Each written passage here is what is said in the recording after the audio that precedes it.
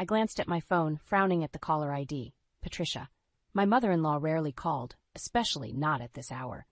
I took a deep breath and answered. Hello, Patricia. Is everything all right? Alexis, dear, I'm sorry to bother you, but have you noticed anything strange about Bill lately?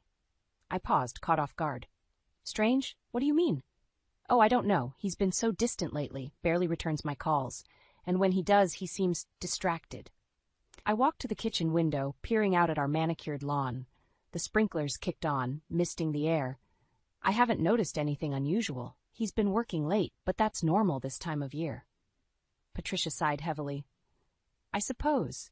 It's just, a mother knows when something's off with her child. I'm sure it's nothing, I said, more to reassure myself than her. But I'll keep an eye out.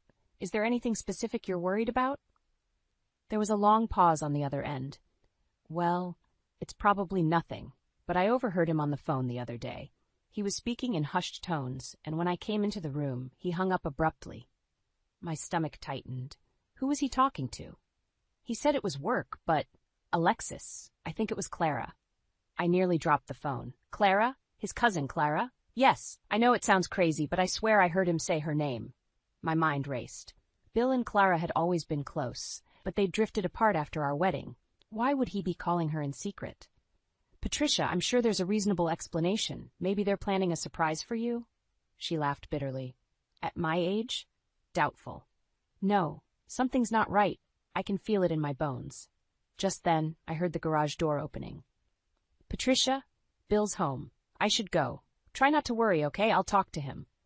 I hung up and busied myself at the kitchen counter, trying to calm my racing heart. Bill walked in, loosening his tie. Hey, honey. How was your day? I asked, keeping my voice light. He shrugged, heading for the fridge. Same old. Yours? Fine. Oh, your mom called. Bill stiffened almost imperceptibly. Yeah? What'd she want? I studied his face carefully. She's worried about you. Says you've been distant lately. He rolled his eyes. Mom's always worried about something. I've just been busy with work. She mentioned overhearing you on the phone, thought she heard you talking to Clara. Bill's jaw clenched. That's ridiculous. I haven't spoken to Clara in years. Are you sure? Because your mom seemed pretty certain. He slammed the fridge door shut. Jesus, Alexis. What is this, an interrogation? My mother's paranoid, and now you're buying into it? I took a step back, startled by his outburst. I'm just telling you what she said, no need to get defensive. Bill ran a hand through his hair, sighing. I'm sorry. I'm just stressed from work. Look, I've got a big presentation tomorrow. I need to go over some notes. He brushed past me, heading for his office. I watched him go, a knot forming in my stomach. Something was off, but I couldn't put my finger on it. Later that night, I lay awake, Bill's steady breathing beside me. Patricia's words echoed in my mind. A mother knows when something's off with her child. I turned to look at my husband's sleeping face. Did I know him as well as I thought I did? Or was there a side to Bill I'd never seen? As sleep finally claimed me, one thought lingered. I had to find out the truth, no matter the cost. The next morning, I couldn't shake the unease that had settled over me. Bill had left early for his presentation, barely saying goodbye. I found myself staring at the phone, debating whether to call Patricia. Finally, I dialed her number. Alexis, is everything all right? Patricia's voice was laced with concern. I'm not sure, I admitted. Can we meet for coffee? There's a lot I need to ask you. An hour later, I sat across from Patricia at our local cafe, watching her stir her latte absently. She looked tired, worry lines etched deeply around her eyes. Tell me everything, I said softly. About Bill, about Clara. I need to know what's going on. Patricia sighed heavily. It started about 6 months ago. Bill began calling less, making excuses not to visit. When he did come over, he was distracted, always checking his phone. My heart sank. 6 months. How had I not noticed? And Clara? I prompted. Patricia's eyes met mine, filled with a mixture of sadness and anger. I overheard him on the phone with her 3 times now, always speaking in hushed tones, always hanging up when I entered the room. What were they talking about? I couldn't make out much, but... Patricia hesitated. One time I heard him say, I miss you too. We'll figure something out. The words hit me like a physical blow. I gripped my coffee cup tightly, trying to steady myself. There's more, Patricia continued, her voice barely above a whisper. Last month I saw Clara at the grocery store. She was different, glowing almost. And Alexa, she was wearing a necklace I recognized. It was my grandmother's pendant, the one I gave to Bill on his 18th birthday. I felt the blood drain from my face. Are you sure? Patricia nodded grimly. Positive. I confronted Bill about it later, but he brushed it off, said he must have misplaced it years ago. My mind was reeling. The late nights at work, the secretive phone calls, the sudden distance between us. It all started to make a horrifying kind of sense. Why didn't you tell me sooner? I asked, unable to keep the accusation from my voice. Patricia's eyes filled with tears. I didn't want to believe it myself. I hoped I was imagining things, that if I didn't say it out loud, it wouldn't be real. I reached across the table, squeezing her hand. I understand, but Patricia, we need to know for sure. We can't just sit back and let this happen. She nodded, a spark of determination lighting her eyes. What do you want to do? I took a deep breath, steeling myself. I'm going to dig deeper, check his emails, his phone records, anything I can find. If there's proof, we'll find it. And if there is, Patricia asked, her voice trembling. I met her gaze, feeling a surge of anger and resolve. Then we make them pay, both of them. As we left the cafe, my phone buzzed. A text from Bill. Working late tonight. Don't wait up. I showed it to Patricia, who shook her head in disgust. He's with her right now, isn't he? The realization hit me like a punch to the gut. Probably, I managed to choke out. Patricia pulled me into a fierce hug. We'll get through this, Alexis. Together. As I watched her drive away, I felt a strange mix of emotions swirling inside me. Anger, betrayal, fear, but also a grim determination. Bill and Clara thought they could fool us, destroy our family without consequences. They were about to learn how wrong they were. I climbed into my car, my hands shaking as I gripped the steering wheel. It was time to hunt for the truth, no matter how ugly it might be. And when I found it, there would be hell to pay. I paced the living room, rehearsing what I'd say to Bill when he got home. The clock ticked past midnight, each second fueling my anger. Finally, I heard his key in the lock. Hey, Bill said, looking surprised to see me awake. I thought you'd be in bed. We need to talk, I said, my voice steadier than I felt. He sighed, loosening his tie. Can it wait? I'm exhausted. No, it can't. I crossed my arms. What's going on with you and Clara? Bill froze, his face a mask of shock before he quickly composed himself. Clara, what are you talking about? Don't lie to me, Bill. Your mother heard you on the phone with her, multiple times. He laughed, but it sounded forced. Mom's imagining things. You know how she gets. Is she? I pressed. Because she saw Clara wearing your grandmother's pendant, the one you said you lost. Bill's face darkened. Has my mother been filling your head with these ridiculous stories? Alexis, come on. You know me better than that.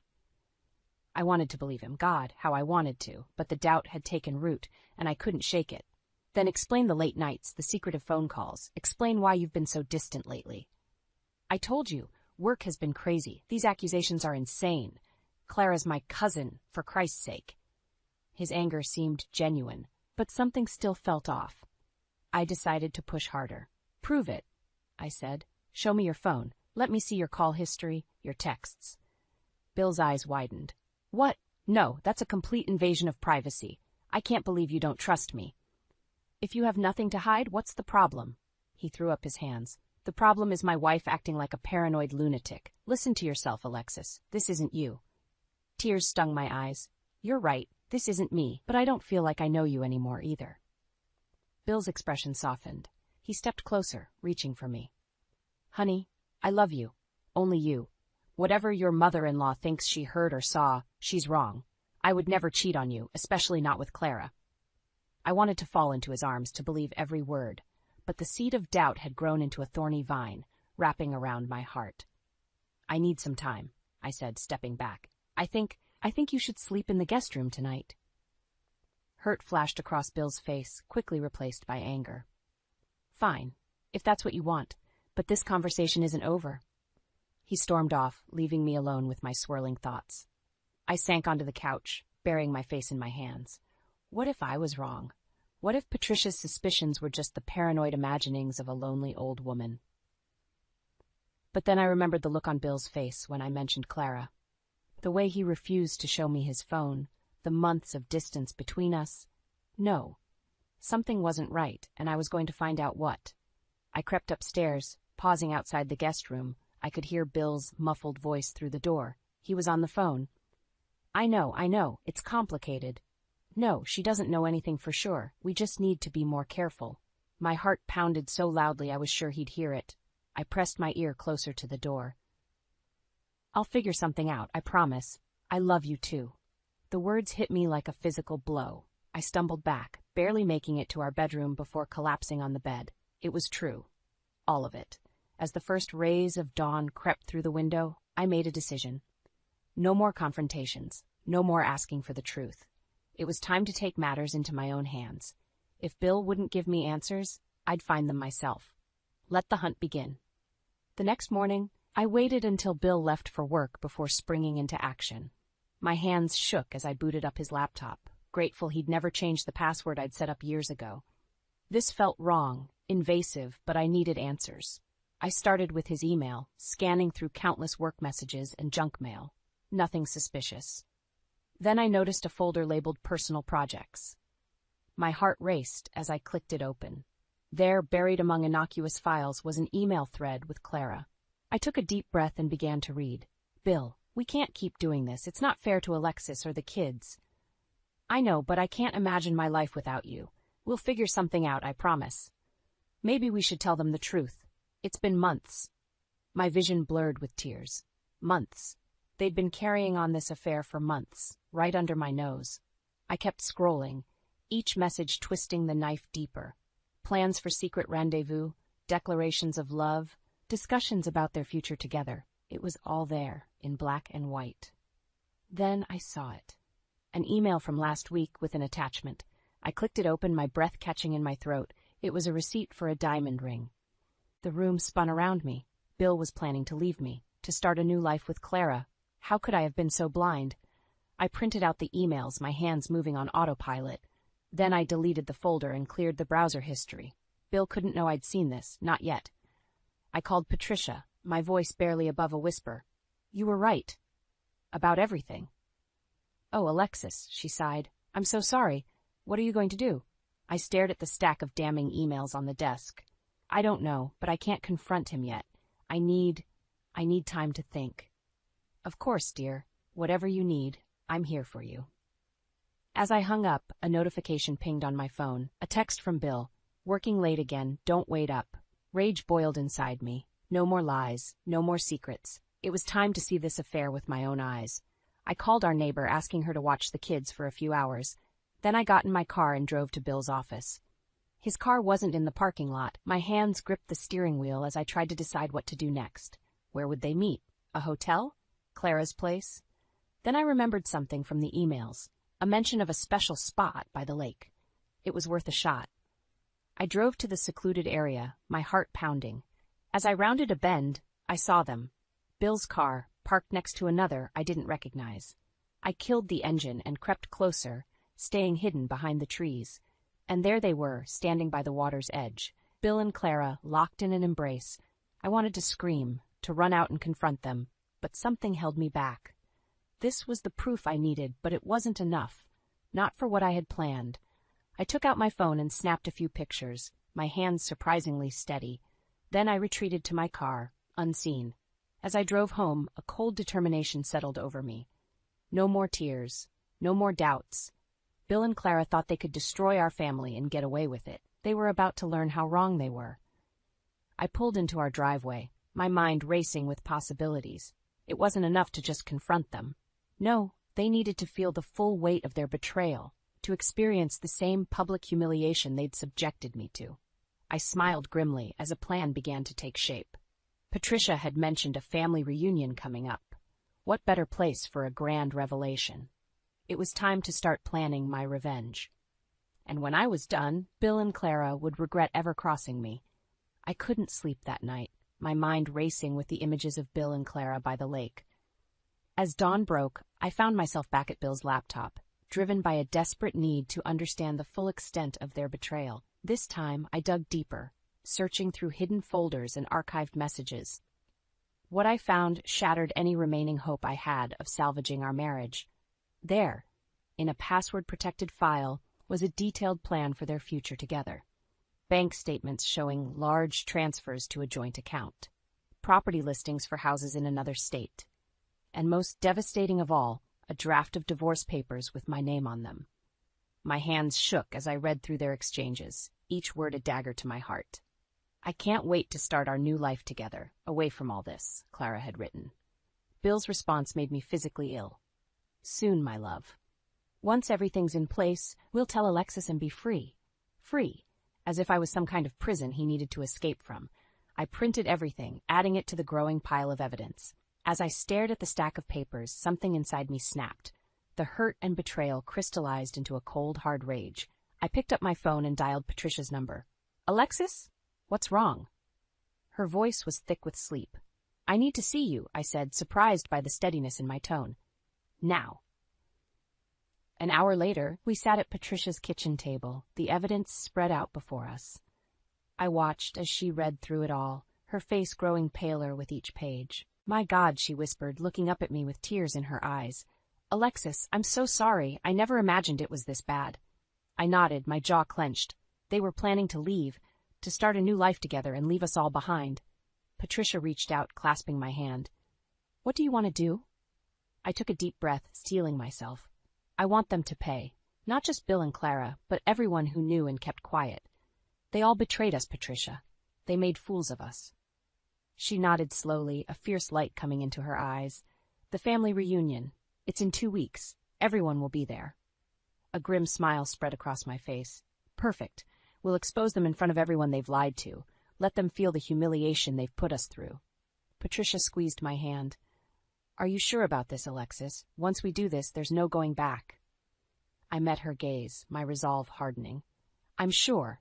They don't get to just walk away from this. They need to face the consequences of their actions." We spent the next hour plotting, our heads bent together over the kitchen table. As the plan took shape, I felt a twisted sense of satisfaction growing inside me. Just as we were finishing up, my phone buzzed. A text from Bill. "Hey, honey, running late again. Don't wait up." I showed it to Patricia, who shook her head in disgust. The nerve of him. I stood up, gathering the evidence. "I should get back. I need to act normal until the reunion." Patricia walked me to the door, pulling me into a tight hug. "Stay strong, Alexis. We'll get through this together." As I drove home, my mind was clear for the first time in weeks. The path ahead was set. In 2 weeks, Bill and Clara's perfect little world would come crashing down around them. I pulled into our driveway, noting Bill's car was still gone. Probably still with her, I thought bitterly. But as I walked into our house, the home we'd built together, filled with memories now tainted, I made a solemn vow. This would be the last night I spent under the same roof as a liar and a cheat. The last night I played the role of the oblivious, devoted wife.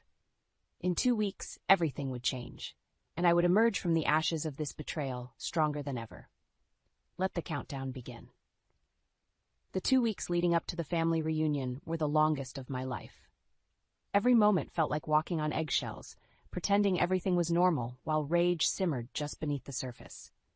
Bill, oblivious to my knowledge, continued his charade of late nights and work emergencies. Patricia and I spoke daily, fine-tuning our plan. We decided to make a presentation at the reunion, ostensibly to celebrate Bill's recent promotion. In reality, it would be the stage for his downfall. The night before the reunion, I lay awake, staring at the ceiling. Bill's steady breathing beside me made my skin crawl.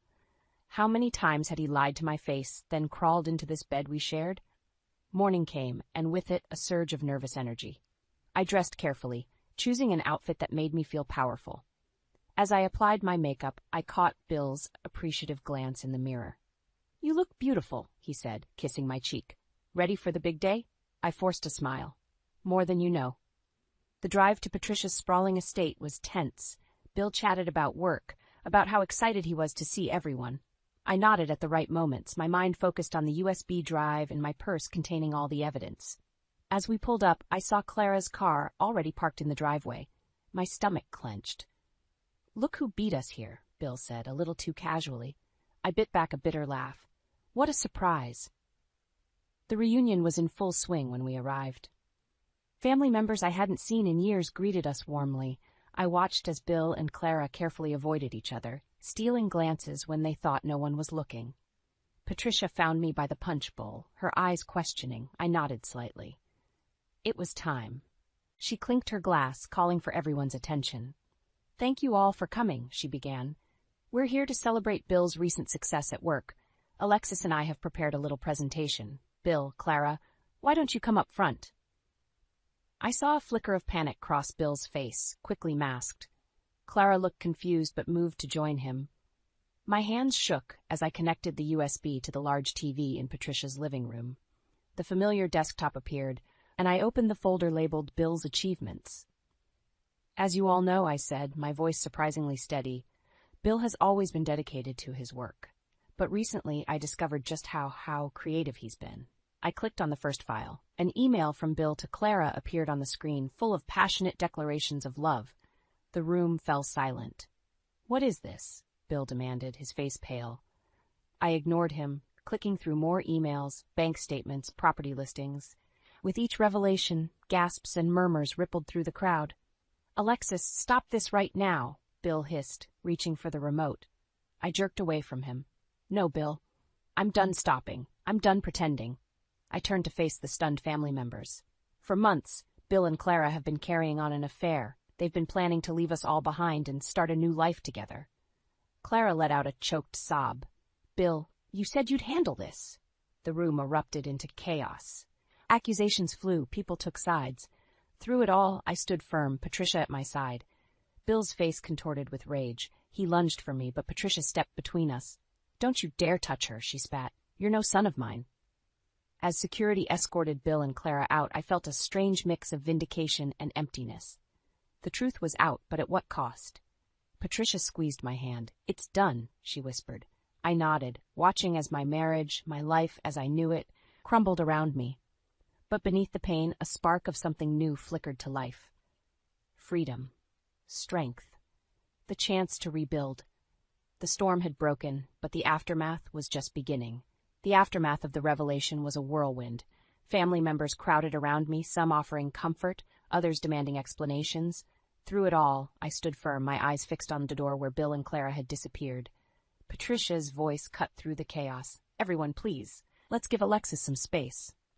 As the crowd dispersed, murmuring in shocked clusters, I felt a hand on my shoulder. I turned to see Uncle George, Bill's father, his face ashen. "Is it true?" he asked, his voice barely above a whisper. "All of it," I nodded, my throat tight. "I'm sorry, George. I wish it wasn't." He shook his head, eyes brimming with tears. "No, Alexis, we're the ones who should be sorry. How could we not have seen?" Before I could respond, the door burst open. Bill stormed back in, his face contorted with rage. Clara trailed behind him, mascara streaking her cheeks. "How dare you?" Bill snarled, advancing on me. "You had no right to air our private business like this." I stood my ground, feeling Patricia and George flanking me. "No right? You lost any right to privacy when you decided to betray our family." Clara stepped forward, her voice trembling. "Alexis, please. We never meant to hurt you. We fell in love. You have to understand." "Understand?" I laughed bitterly. "Understand that my husband and his cousin have been sneaking around behind my back, planning to abandon their families? Please, enlighten me." Bill's eyes darted around the room, taking in the hostile faces of our relatives. "This isn't how this was supposed to go," he muttered. "No," I agreed. "I'm sure you had a much neater exit planned. Tell me, Bill, when were you going to serve me with those divorce papers I found? Before or after you emptied our joint accounts?" A collective gasp went through the room. Bill paled, realizing just how much I knew. "You went through my personal files?" he sputtered. "And you went through our vows like they meant nothing." I shot back. Clara stepped between us, her eyes pleading. "Please, everyone, we can work this out civilly. There's no need for all this drama." Something inside me snapped. "Drama? You want to talk about drama, Clara? How about the drama of explaining to my children why their father abandoned them? Or the drama of facing our friends, our colleagues, knowing everyone will be whispering about how I wasn't enough to keep my husband from straying?" I advanced on her, my voice rising. "You two didn't just have an affair. You systematically destroyed two families. You lied. You schemed. You betrayed everyone who ever loved you. And for what? A fantasy of running away together?" Bill grabbed my arm, his grip painfully tight. That's enough, Alexis. You've had your revenge. Now let's discuss this like adults. I wrenched away from him, my eyes blazing. Don't you dare touch me. We're far past discussion, Bill. You made your choice. Now you get to live with the consequences. Patricia stepped forward, her voice ice cold. Bill, Clara, I think it's time you left. You're no longer welcome in this family. Mom, Bill started, but Patricia held up a hand. No, I've made my decision. Go. As they turned to leave, defeated and humiliated, I felt a sudden wave of exhaustion wash over me. The adrenaline that had carried me through the confrontation ebbed away, leaving me hollow. Patricia wrapped an arm around me, steadying me. It's over, Alexis. You did it. I nodded, watching as Bill and Clara walked out of our lives. But even as relief flooded through me, a new fear took hold. What now? How did I begin to rebuild my life from the ashes of this betrayal? As the door closed behind them, I realized the hardest part of my journey was just beginning. 6 months after the fateful family reunion, I stood in the courthouse, my heart pounding as the judge delivered his verdict. In the matter of Alexis Thompson versus William Thompson, this court grants full custody of the minor children to Mrs. Thompson. Mr. Thompson will have supervised visitation rights to be reviewed in 1 year.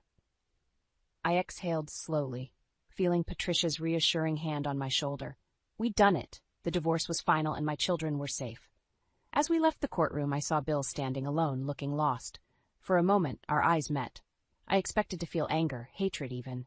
Instead, I felt nothing. He was a stranger to me now. Clara left him, Patricia murmured as we walked past. Seems their grand love affair couldn't withstand the scrutiny. I nodded, unsurprised. How are you holding up? I asked her. Patricia's eyes misted over. It's not easy, disowning your own child, but he made his choice. Now we make ours. The following weeks were a whirlwind of change. I sold our family home, unable to bear the memories it held. With Patricia's help, I found a cozy house closer to the kids' school. It was smaller, but it was ours. A fresh start. One evening, as I unpacked boxes in our new living room, my daughter Emma approached me, her face serious. Mom, are you happy now? She asked. I paused, considering her question carefully. I'm getting there, sweetheart. It's been hard, but we're going to be okay. She nodded, then hugged me fiercely. I'm glad you told the truth about Dad and Aunt Clara, even if it hurt. Tears pricked my eyes as I held her close. Sometimes the truth is painful, but it's always better than living a lie. As Emma went to bed, I found myself on the porch, staring at the stars. Patricia joined me, handing me a glass of wine. Penny for your thoughts? She asked. I sighed. I was just thinking about how much has changed. A year ago, I thought I had the perfect life. Now you have a real life, Patricia finished, with all its mess and complications, but it's yours, Alexis. You fought for it. I turned to her, feeling a rush of gratitude. I couldn't have done it without you, Patricia. You've been more than a mother-in-law. You're family. She squeezed my hand. And don't you forget it. We're in this together now.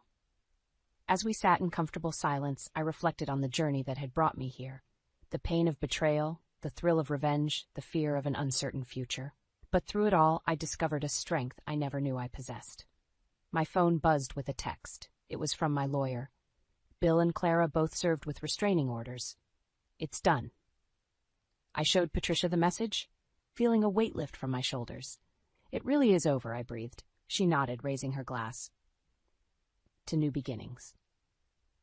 I clinked my glass against hers. To family, the ones we choose. As the night deepened around us, I felt a sense of peace settle over me. The road ahead wouldn't be easy, but I was ready to face it.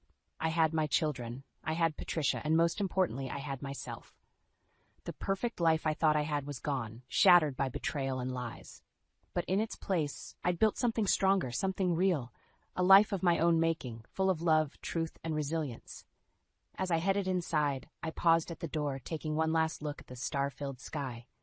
Tomorrow was a new day, full of possibilities, and for the first time in a long time, I couldn't wait to see what it would bring. The end of one chapter, but the beginning of so much more. My story, my terms, my brighter horizon. I stood frozen in the doorway of my sister Helen's opulent living room, my heart pounding as I took in the scene before me. Helen, her face twisted with disdain, gripped her daughter Emily's arm tightly. The little girl's eyes were wide with confusion and fear. You're taking her. I can't have a sick daughter ruining my remarriage. Do you understand, Abby? Helen hissed, shoving Emily towards me. I instinctively reached out to steady my niece, feeling her small frame trembling beneath my hands. Helen, what are you talking about? You can't just... I can, and I am, Helen snapped, cutting me off. She strode across the room, her high heels clicking against the marble floor. Joshua's coming to pick me up in an hour, and Emily needs to be gone before then. I gaped at my sister, struggling to process her words. Joshua, your fiancé? Does he even know about Emily? Helen's laugh was brittle. Of course not. And he's not going to find out. That's where you come in, dear sister. Anger flared within me, hot and fierce. You expect me to just take Emily and pretend she doesn't exist? She's your daughter, Helen. And now she's your problem, Helen retorted, turning away to examine her reflection in a gilded mirror. I've already packed her things. They're by the door. I looked down at Emily, who hadn't uttered a word since I arrived. Her small face was pale, her eyes brimming with unshed tears. I knelt down beside her, my voice gentle. Emily, sweetie, are you okay? Before she could respond, Helen's sharp voice cut through the air. Oh, for heaven's sake, Abby, don't coddle her. She'll be fine with you and Richard. You've always wanted kids, right? Well, here's your chance. The casual cruelty in Helen's tone made my blood boil. I stood up, squaring my shoulders. You can't just abandon your child, Helen. This isn't like when we were kids and you dump your responsibilities on me. This is a human being, your daughter. Helen whirled around, her eyes flashing. Don't you dare lecture me about parenting, Abby. You have no idea what it's been like dealing with her issues.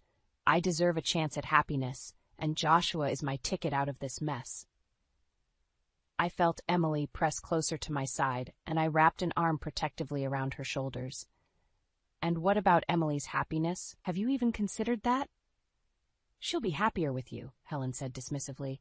Now, if you don't mind, I need to finish getting ready. Joshua will be here soon.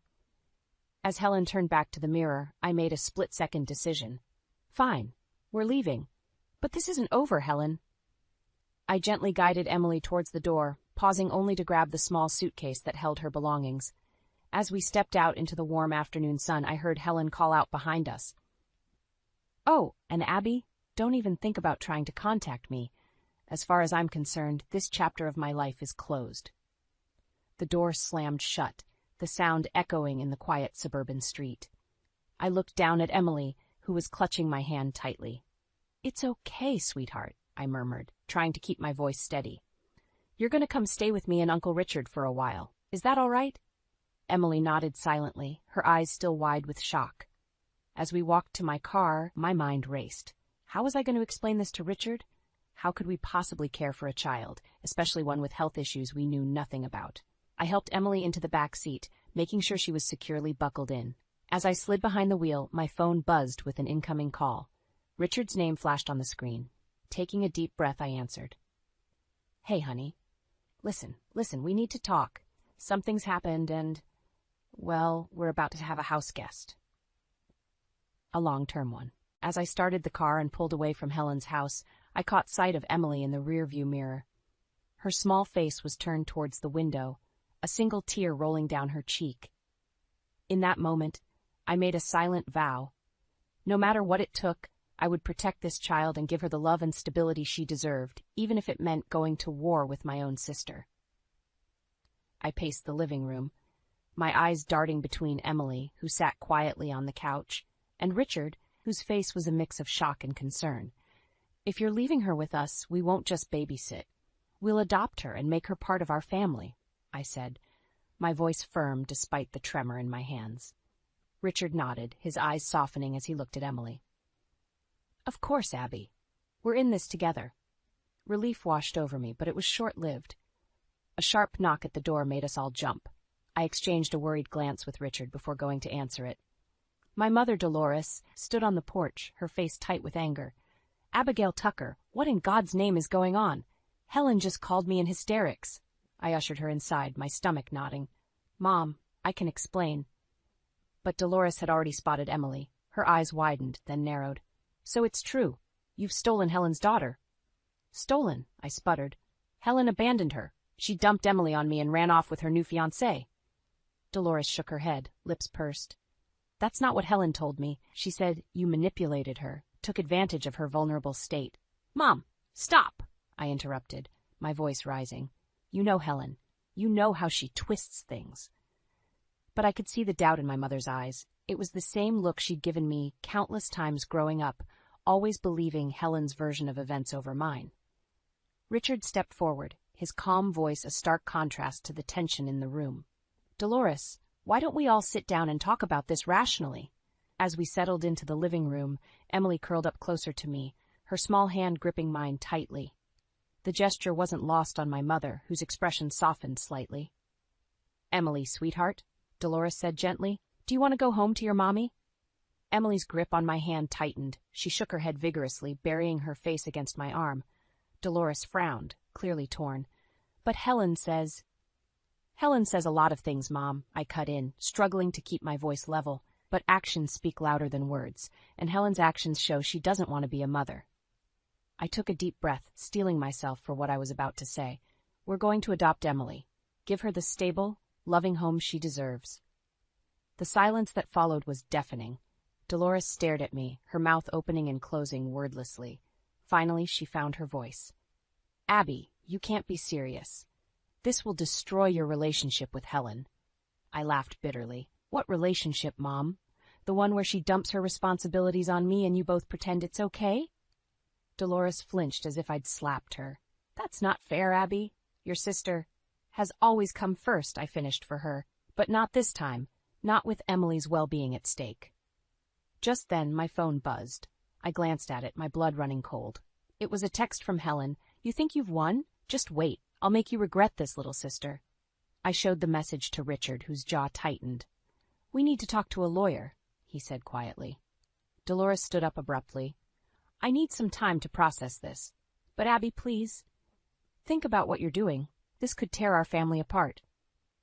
As she left, I felt a mix of anger and sadness, but looking at Emily, peacefully asleep against Richard's shoulder, I knew we'd made the right choice. We're doing the right thing, Richard reassured me, as if reading my thoughts. I nodded, but couldn't shake the feeling that this was just the beginning of a long, difficult battle. Helen's threat loomed over us, a storm gathering on the horizon.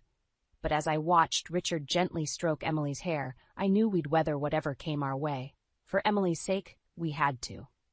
The soft glow of the nightlight cast shadows across Emily's sleeping face as I tucked her in. You're our daughter now, Emily. We're going to love and protect you, I whispered, seeing hope flicker in her eyes before they fluttered closed. As I quietly left the room, a memory crashed over me like a tidal wave.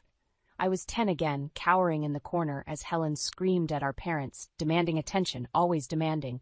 I shook my head, trying to dispel the image. No, Emily would never know that kind of pain. Richard was waiting for me in the kitchen, his face grim. The lawyer called, he said softly. Helen's contesting the adoption. My heart plummeted. She can't do that. She abandoned Emily. Apparently she's claiming temporary insanity due to stress, says she never meant to give Emily up permanently. I slammed my fist on the counter, then immediately regretted it as pain shot through my hand. It's all lies. How can she... The shrill ring of the phone cut me off. Richard answered, his expression darkening as he listened. It's for you, he said, handing me the receiver. It's Helen. My sister's voice dripped with false sweetness. Hello, dear Abby. Having fun playing house with my daughter? What do you want, Helen? I hissed, trying to keep my voice low. Oh, I think you know. I want my daughter back, and if you don't bring her to me willingly, I'll make sure everyone knows what a manipulative, child-stealing witch you really are. The line went dead. I stood there, frozen, until Richard gently pried the phone from my hand. What did she say? He asked, though his eyes told me he already knew. I recounted Helen's threats, my voice shaking. She's going to turn everyone against us, Richard. My mother already believes her lies. What if... A small voice from the doorway made us both jump. Aunt Abby, are you crying? Emily stood there, clutching her stuffed rabbit, her eyes wide with concern. I quickly wiped my eyes, forcing a smile. No, sweetie, I'm fine. Did you have a bad dream? She nodded, padding over to us. Without hesitation, Richard scooped her up, holding her close. Want to talk about it? He asked gently. Emily buried her face in his shoulder. I dreamed Mommy came and took me away, she mumbled. I don't want to go back. Please don't make me go back. My heart shattered. I joined the embrace, sandwiching Emily between us. Never, I promised fiercely. You're staying right here with us. As we stood there, a family united, I felt a surge of determination. Helen had tormented me my entire life, always taking, always destroying, but not this time. This time I would fight back. The next morning, I called our family doctor, Dr. Patel. I need Emily's medical records, I explained. All of them, from birth until now. There was a pause on the other end. Abby, you know I can't release those without Helen's permission. Please, I begged. It's important. Emily's health and safety might depend on it. Another long pause. Then, come by the office this afternoon. We'll talk. As I hung up, I caught sight of Emily at the kitchen table, happily munching on toast, her legs swinging freely. For the first time since she'd arrived, she looked truly relaxed, truly at home. My phone buzzed with a text from Helen. "Tick-tock, little sister? Time's running out." I deleted it without responding, my jaw set. Let her make her threats. I had the truth on my side, and I would use it to protect Emily, no matter the cost. As I joined Emily at the table, she looked up at me with a tentative smile. "Can we go to the park today?" "Of course, sweetheart," I said, ruffling her hair. "But first we need to make a quick stop at the doctor's office." Emily's smile faltered, fear creeping into her eyes. I leaned in close, my voice soft but firm. "Don't worry. I promise, from now on, doctor visits will only ever be to keep you healthy and strong. No more tests, no more pain, okay?" She nodded slowly, trust replacing the fear. As we finished breakfast, I steeled myself for the battle ahead. Helen might think she held all the cards, but she had no idea what I was willing to do to keep Emily safe. The war for Emily's future had begun, and I intended to win. The school bell rang, and I watched with pride as Emily bounded out of the classroom, her backpack bouncing with each step. Her smile was radiant, a far cry from the timid child who had arrived on our doorstep months ago. "Aunt Abby! Uncle Richard!" she called out, rushing into our arms. "I got an A on my science project." Richard beamed, ruffling her hair. "That's our girl. We knew you could do it." As we walked to the car, Emily chattered excitedly about her day. My heart swelled with love and pride. This was how it should be, a child feeling safe, loved, and encouraged to thrive. But our bubble of happiness was about to burst. As we approached our car, I froze. Helen was leaning against it, her designer sunglasses perched on her nose, a smirk playing on her lips. Well, isn't this a touching family scene?" she drawled. Emily instinctively pressed closer to me, her small hand gripping mine tightly. Richard stepped forward, his voice low and warning. "Helen, you shouldn't be here." She waved a dismissive hand. "Oh, relax. Can't an aunt visit her niece?" Her gaze zeroed in on Emily. "Hello, darling. Mommy's missed you so much." Emily's grip on my hand tightened. I could feel her trembling. Anger surged through me, hot and fierce. "Helen, leave, now," I hissed. "You're scaring Emily." Helen's smirk widened. "Am I? Or are you just afraid she'll remember who her real mother is?"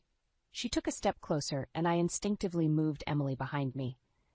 "Your real family is right here, Emily," Richard said firmly, placing a protective hand on her shoulder. "Don't let anyone make you feel otherwise." Helen's eyes flashed dangerously. "Oh, that's rich. You think you can just play house and erase me? I have news for you, dear sister. My fiancé, Joshua, he's not just wealthy, he's influential, and he's going to help me get my daughter back." My blood ran cold. "What are you talking about?"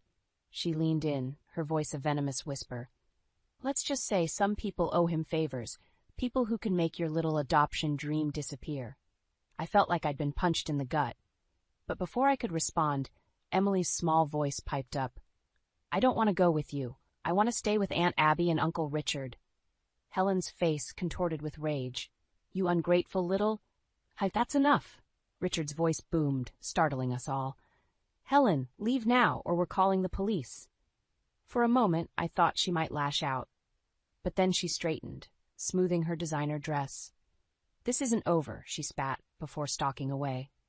The drive home was silent, the weight of Helen's threats hanging over us.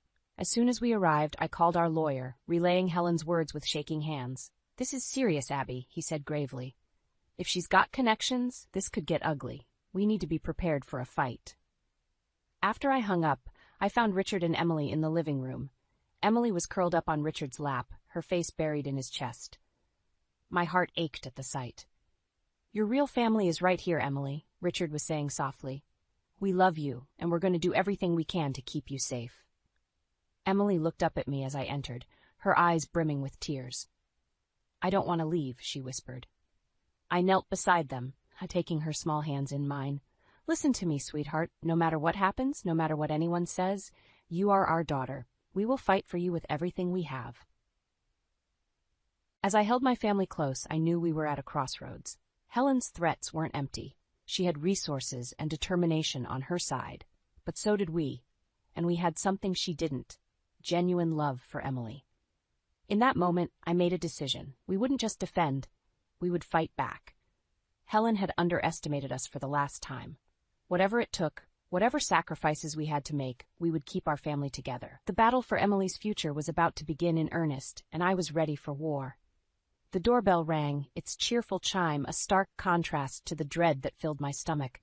I knew who it was before I even opened the door. Helen stood there, immaculate as always, with a man I assumed was Joshua by her side. Her smile was saccharine sweet, but her eyes were cold. "Hello, sister dear," she purred. "Aren't you going to invite us in?" I wanted to slam the door in her face, but I knew that would only make things worse. Reluctantly, I stepped aside. As they entered, I caught sight of Emily peeking around the corner. Her eyes widened with fear, and I gave her a reassuring nod. "Emily, sweetheart, why don't you go help Uncle Richard in the garden?"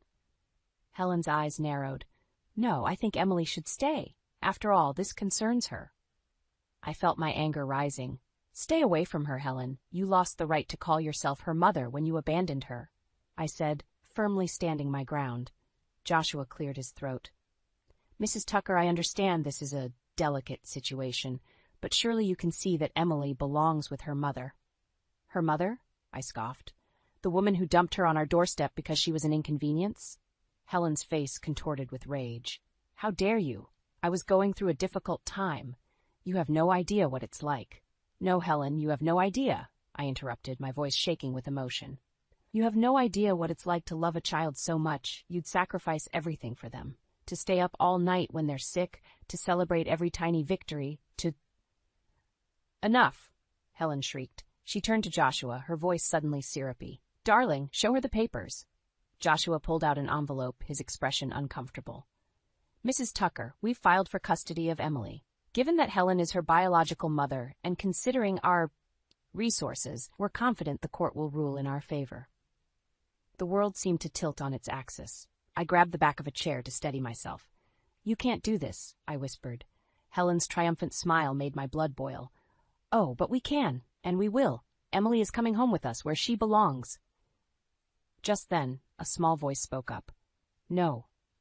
We all turned to see Emily standing in the doorway, her little fists clenched at her sides. "I don't want to go with you. I want to stay here with Aunt Abby and Uncle Richard." Helen's face softened, but there was a dangerous glint in her eye. "Sweetie, don't you miss Mommy? We can be a family again with a new daddy who can give you everything you want." Emily shook her head vehemently. "You're not my mommy anymore. Aunt Abby and Uncle Richard are my parents now. They love me." Helen's mask slipped, revealing the fury beneath. She lunged forward, grabbing Emily's arm. "You ungrateful little brat! After everything I've done for you!" I moved without thinking, shoving Helen away from Emily with all my might. "Don't you dare touch her!" Helen stumbled back, shock written across her face. For a moment, the room was silent, except for Emily's quiet sobs. Then Joshua spoke, his voice tight. "I think we should leave now, Helen." As they headed for the door, Helen turned back, her eyes blazing. "This isn't over, Abby. I'll see you in court." The door slammed behind them, and I sank to my knees, pulling Emily into a tight embrace. "It's okay, sweetheart. It's okay. We're not going to let them take you away." As I held her, I caught Richard's eye over her head. His face was grim, but determined. We both knew what this meant. The real battle was just beginning. Later that night, after Emily was asleep, Richard and I sat at the kitchen table, surrounded by legal documents and adoption papers. "We can't let them win," I said, my voice hoarse from crying. "We can't lose her, Richard." He reached across the table, squeezing my hand. "We won't. Whatever it takes, whatever we have to do, we're going to fight for our daughter." In that moment, I made a decision. We wouldn't just defend ourselves in court. we would go on the offensive. It was time to dig up every skeleton in Helen's closet, to expose every lie, every manipulation. The war for Emily's future had begun, and I was ready to fight with everything I had. The courthouse loomed before us, its imposing facade a stark reminder of what was at stake. I gripped Richard's hand tightly as we ascended the steps, Emily between us. Today was the day we'd been dreading and preparing for months. As we entered the courtroom, I saw Helen and Joshua already seated, looking smug and confident. Helen caught my eye and smirked. My blood boiled, but I forced myself to remain calm. We had a plan. Our lawyer, Sarah, approached us. "Remember," she whispered, "stick to the facts. We've got this." The judge entered, and the proceedings began. Helen's lawyer painted a picture of a loving mother who had made a mistake in a moment of weakness, now desperate to reunite with her daughter. It took every ounce of self-control not to scoff audibly. Then it was our turn. Sarah called our first witness, Dr. Patel, Emily's longtime physician. "Dr. Patel, can you describe Emily's health when she was in Helen's care?" Sarah asked. Dr. Patel's face grew grim. Emily was severely undernourished and showed signs of medical neglect. Her condition has improved dramatically since living with the Tuckers. Helen's lawyer objected, but the judge overruled.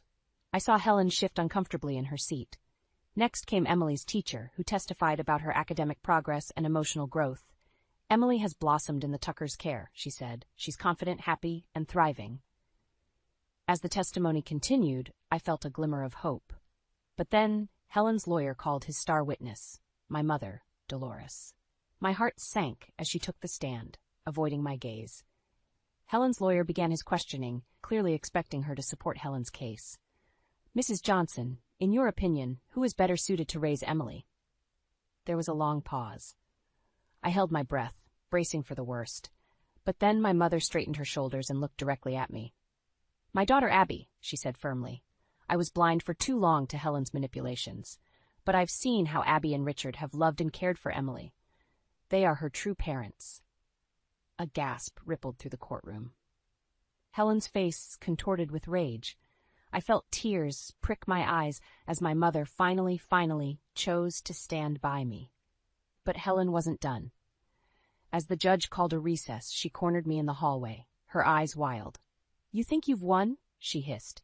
"I still have one card left to play. Tell them you're withdrawing your petition, or I'll reveal every dirty secret about our family, including that little incident from your teenage years. You remember, don't you? It would be such a shame if Emily found out her perfect Aunt Abby was once." "Enough." I cut her off, my voice ringing through the hallway. Several heads turned our way. "You will never hurt Emily again.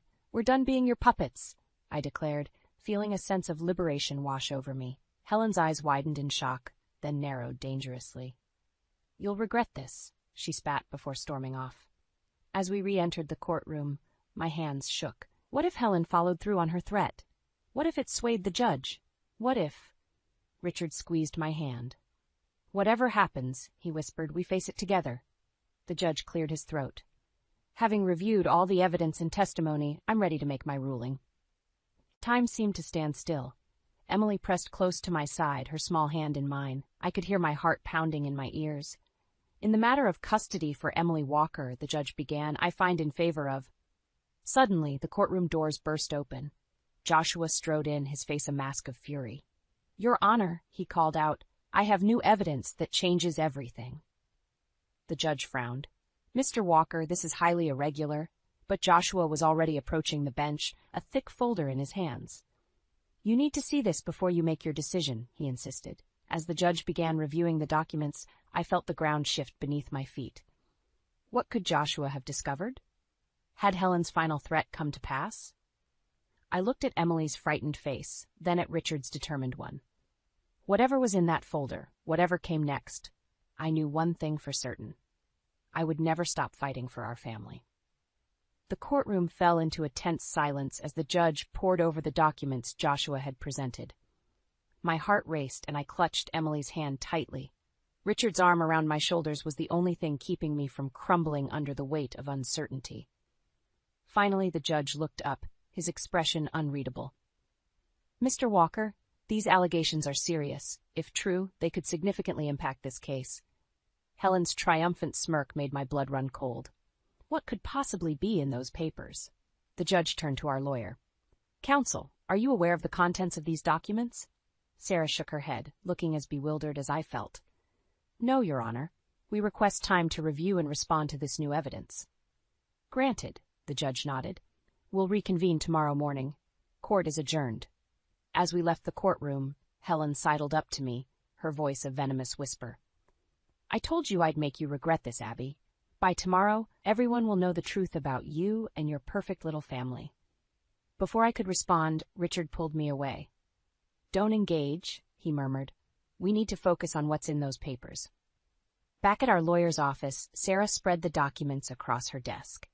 As I read through them, my heart sank. There were old medical records, police reports, and even school incident reports, all painting a picture of a troubled, unstable teenager. Me. Helen's dug up every mistake I ever made, I whispered, horrified. My rebellious phase, the time I got caught shoplifting, even my brief stint in therapy after Dad died. She's twisting it all to make me look unfit to raise Emily. Richard's face was grim. But that was years ago. You were a kid dealing with trauma. Surely the judge will see that? Sarah sighed. It's not that simple. Helen's lawyer will argue that these incidents show a pattern of instability. We need to counter this narrative, and fast. As we strategized late into the night, my phone buzzed with a text from an unknown number. My blood ran cold as I read it. I know what really happened the night your father died. Withdraw your petition, or I'll tell everyone. I stared at the screen, my hands shaking. That night had been a blur of grief and confusion. I'd always blamed myself for not being there when Dad had his heart attack, but how could anyone else know about that? Abby? Richard's concerned voice broke through my panic. What is it? I showed him the text, watching his face darken. This is blackmail, he growled. We need to tell Sarah. But as our lawyer read the message, a new fear gripped me. What if fighting this only made things worse? What if dragging all this up hurt Emily? Maybe. I whispered, hating myself for even thinking it. Maybe we should withdraw, for Emily's sake. Richard's eyes widened in disbelief. Abby, no, we can't let Helen win like this. Emily belongs with us. But at what cost? I cried, tears streaming down my face. I can't bear the thought of her learning all this, of her looking at me differently. Sarah leaned forward, her voice gentle but firm. Abby, listen to me. You've done nothing wrong. These are desperate tactics from someone who knows they're losing. We can fight this.